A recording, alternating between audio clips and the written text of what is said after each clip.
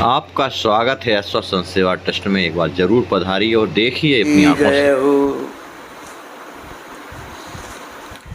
कल के प्रसंग में हम आप लोगों ने श्रवण किया कि श्री नारद जी महाराज ने ध्रुव जी को कहा कि बेटा तुम यहाँ से मथुरा जाओ और मथुरा से में जाकर के और जमुना जी के किनारे पर एक बहुत बड़ा पेड़ लगा हुआ है, वहाँ बैठ कर के तपस्या करो।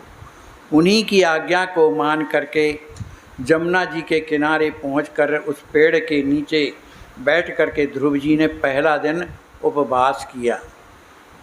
फिर दूसरे दिन से विधि पूर्वक भगवान की आराधना करने लगे। पहले महीने में तीन तीन दिन के अंतर में कैथ होता है और बेर खा करके गुजारा करते थे।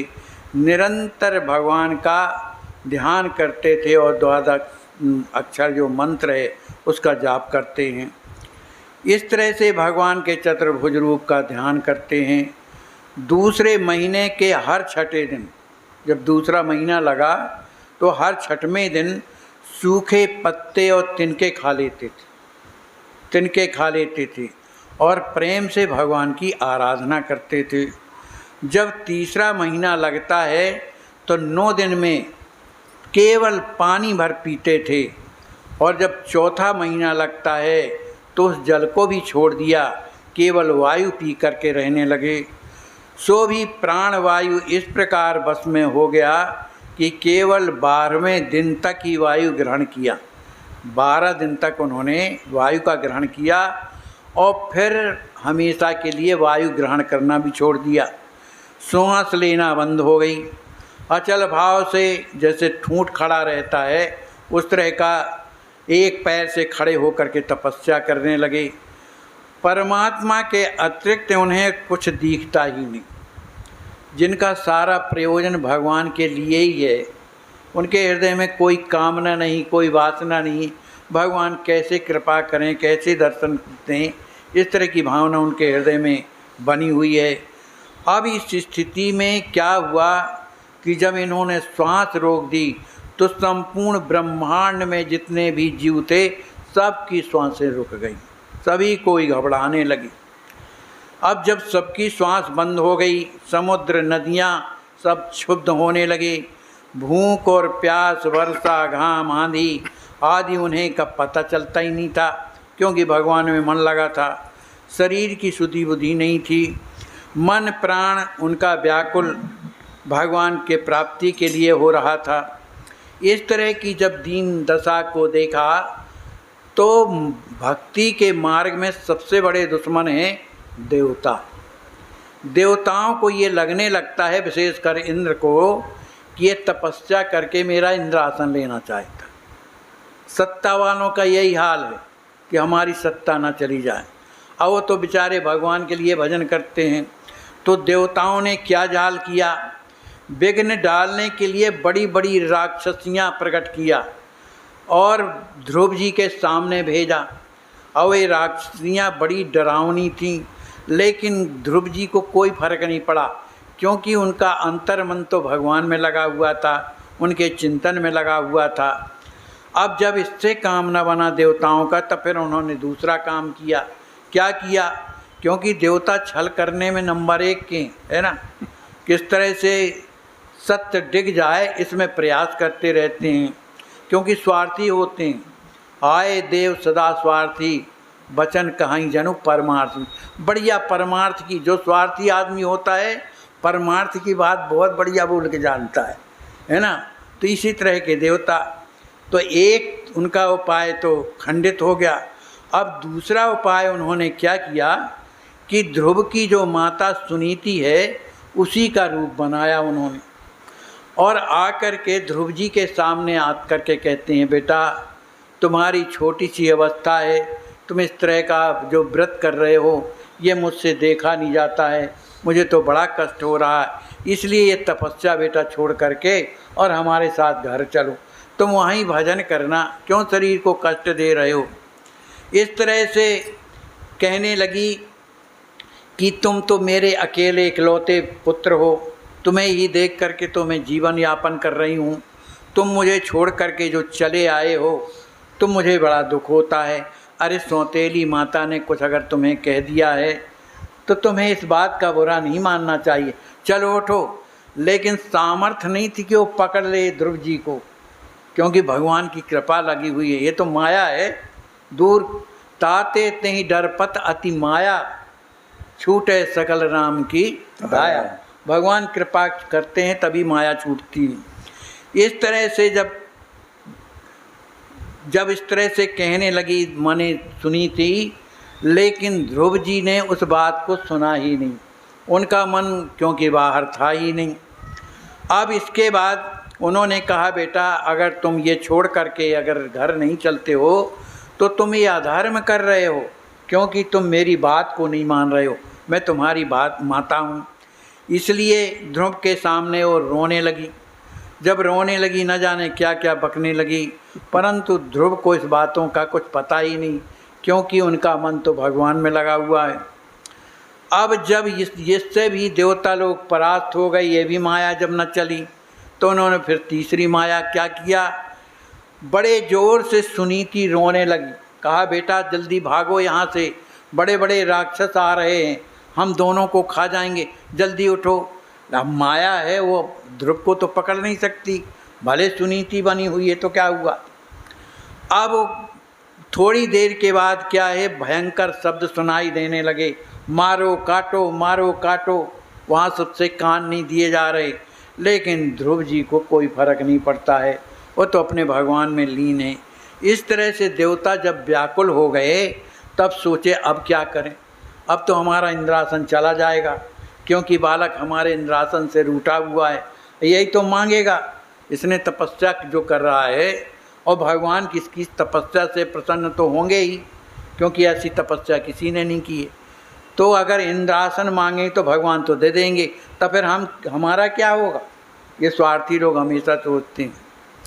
अंत में इंद्र ने सोचा कि जब कोई माया काम नहीं कर रही है तो मैं भी क्या कर सकता हूँ। तब फिर उसने सोचा कि चलो भगवान की शरण में चला जाए। तब इंद्र सभी देवताओं को लेकर के और भगवान की शरण में जाते हैं। भगवान की जब शरण में जाते हैं, उनके चरणों में प्रणाम करते हैं।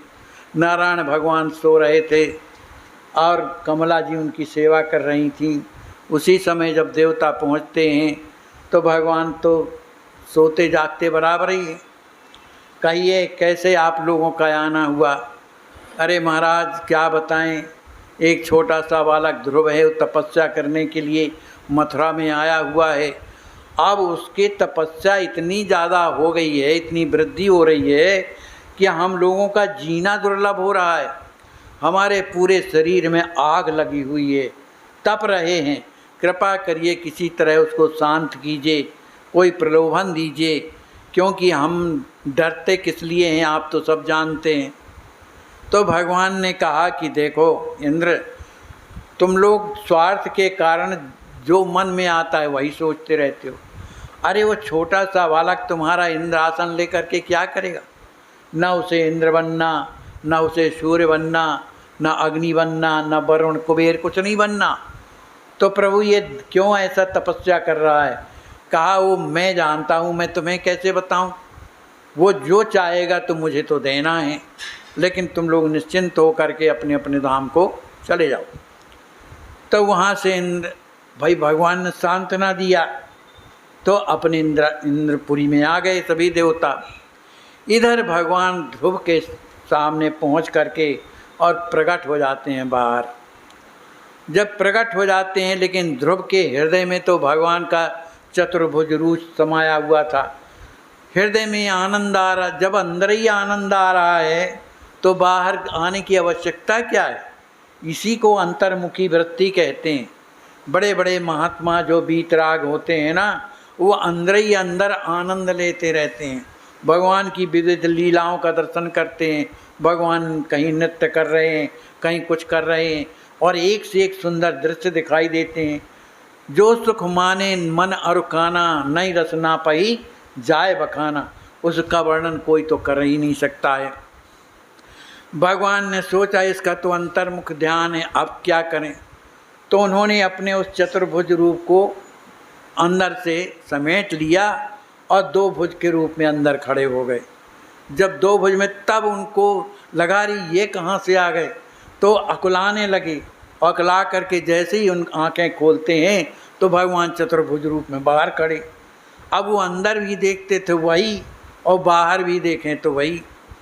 अब भगवान ध्रुव को देख करके बड़े प्रसन्न हो रहे हैं। अपना जो है वरदहस्त उनके सिर पर रख दिया और कहने लगे, ध्रुव तुमने बहुत बड़ी तपस्या किया है, ऐसी तपस्या आज तक किसी ने नहीं की है। बोलो तुम वरदान मांगो, क्या चाहते हो। लेकिन ध्रुव चाहते हैं कि प्रभु जब सामने आए हैं तो मैं स्तुति करूं। अरे 5 साल का बालक हो, क्या जाने संस्कृत के श्लोक, स्तुति करना क्या जाने। लेकिन भगवान तो मन की जानते हैं। उन्होंने कहा कि प्रभु मैं आपकी स्तुति करना चाहता हूँ, मुझ पर कृपा कीजिए। तो भगवान ने अपना शंख जो है ध्रुव के कपोल में छुपा दिया और जैसे ही स्पर्श कराए वो तो पूर्ण ज्ञानी हो गए। अनेक प्रकार के श्लोक उनके मुख से निकलने लगे, भगवान की वंदना निकलने लगी। किसी तरह से ध्रुव कहने लगे, प्रभु आपने मेरे हृदय में प्रवेश करके मेरी ज्ञान शक्ति को जगा दिया है। संसार में जितने प्रकार का ज्ञान है वो सब मुझे प्राप्त हो गया। अब आप तो इतनी कृपा करें कि आपका जो ये स्वरूप है हमेशा मैं दर्शन करता रहूं, इसके अलावा मुझे कुछ नहीं चाहिए। आप तो कृपा करके दर्शन देते रहिए। लेकिन भगवान कहते हैं, बेटा तुम्हारे हृदय में कामना है ना, तुमने कामना लेकर के तपस्या की है, अपने पिता की गोद में बैठने के लिए तपस्या की है ना, कि मुझे पिताजी के राज्य में सुख मुझे मिलना चाहिए, तो तुम्हें तो राज्य करना है। दूसरी बात, भगवान ने एक कथा और सुनाई। कहा तुम एक पूर्व जन्म में एक ब्राह्मण थे और तुम अच्छे ब्राह्मण थे, सब कर्मकांड करते थे, तो तुम्हारी मित्रता एक राजा के राजकुमार से हो गई। अब राजकुमार का ठाठ बाट अलग होता है और ब्राह्मण का कितना ठाठ बाट होगा। तो अपने को देख करके तुम्हें ये लगता था कि कदाचित अगर हम भी राजकुमार होते तो हमारे भी ठाठ इस तरह का होता तो कितना बढ़िया रहता। तो वो भावना तुम करते करते और तुम्हारा प्राणांत हो गया, जिसके कारण तुम्हें इस जन्म में राजा के यहाँ जन्म लेना पड़ा। मतलब मरते समय कोई भी कामना अगर हमारे हृदय में अगर बनी है तो वो अवश्य पूर्ण होती है। इसलिए अगर संसार की है तो संसार मिलेगा और भगवान की है तो भगवान की कृपा मिलेगी। इसलिए तुम्हें कुछ नहीं करना है, राज्य करना है। लेकिन प्रहलाद जी ने, ध्रुव जी ने कहा कि प्रभु ये राजपाट मुझे पसंद नहीं, किसी भी स्थिति में पसंद नहीं है। पहले ज़रूर मेरे हृदय में इस तरह के भाव थे लेकिन अब नहीं है। तो भगवान ने कहा कि कुछ भी हो, तुम्हारे हृदय में ये भावना तो थी, इसलिए तुम्हें 36,000 वर्षों तक राज्य करना पड़ेगा, क्योंकि कामना है तुम्हारे यहाँ हृदय में। और फिर इसके बाद तुम विमान जब आएगा तो तुम मेरे धाम को नहीं आओगे, मैं तुम्हें ऐसा लोक प्रदान करूँगा, उस लोक में भी तुम राज्य करोगे। जो सर्वोपरि जो लोक है वो तुम्हारे नाम से विख्यात होगा, उसे ध्रुव लोक कहते हैं, वहाँ जाओगे। भगवान की इस बात को सुन करके ध्रुव जी कुछ बोले नहीं, क्योंकि उनके हृदय में एक कामना ही नहीं थी कि मैं राजा बनूं। लेकिन किसी तरह से भगवान ने उनकी मति को मोड़ा, उन्होंने स्वीकार किया। तो 36,000 वर्ष तक ध्रुव जी ने राज किया और राज्य करने के बाद उनके पास विमान आता है और ध्रुव जी महाराज उसी विमान में बैठ कर के और सबसे पूजित होते हुए ब्रह्मा विष्णु महेश सबसे और देवताओं से पूजित हुए और कहाँ पहुँचे, ध्रुव लोक में। तो आज भी वहाँ पर ध्रुव जी महाराज विराजमान हैं। इसके आगे की कथा क्या है एक कल आप लोग श्रवण करेंगे। बोलिए श्री सीताराम जी महाराज की जय। श्री ध्रुव जी महाराज। महाराज जी दंडवत दंडवत। क्या हाल चाल है आपका? बिल्कुल ठीक है, कुशल। आपका शुभ नाम क्या है? मेरा नाम प्रदीप कुमार त्रिपाठी है। लगता है आपने कल व्रत किया है, बहुत धीरे बोल रहे हैं। नहीं नहीं, व्रत नहीं। अच्छा, आवाज धीरे है। टेस्ट में आपका उपचार कितने दिन से चल रहा है? यहाँ पे 2 महीने से चल रहा है। 2 महीना से चल रहा है। 2 महीने हो गए। अच्छा, आपको कितना फायदा है? मेरे को, मैं तो कहूँगा संपूर्ण फायदा है। अच्छा, क्या क्या प्रॉब्लम थी आपको? मेरे को महाराज जी दंडवत दंडवत। दंडवत। आप का श्री क्या नाम है? प्रेमदास जी? हाँ, असली नाम तो प्रेमदास जी महाराज जी ने रखा था। वही असली कहलाएगा? असली यही रखा है। हाँ। हाँ, तो अभी बताइए, अस्वस्थ संत सेवा ट्रस्ट में आपको आज करीब कितने दिन हो गए होंगे? 15 दिन से ऊपर हो गए। तो ट्रस्ट के द्वारा जो आपका इलाज कराया गया था, हाँ। उससे आपको थोड़ा बहुत कुछ फायदा मिला या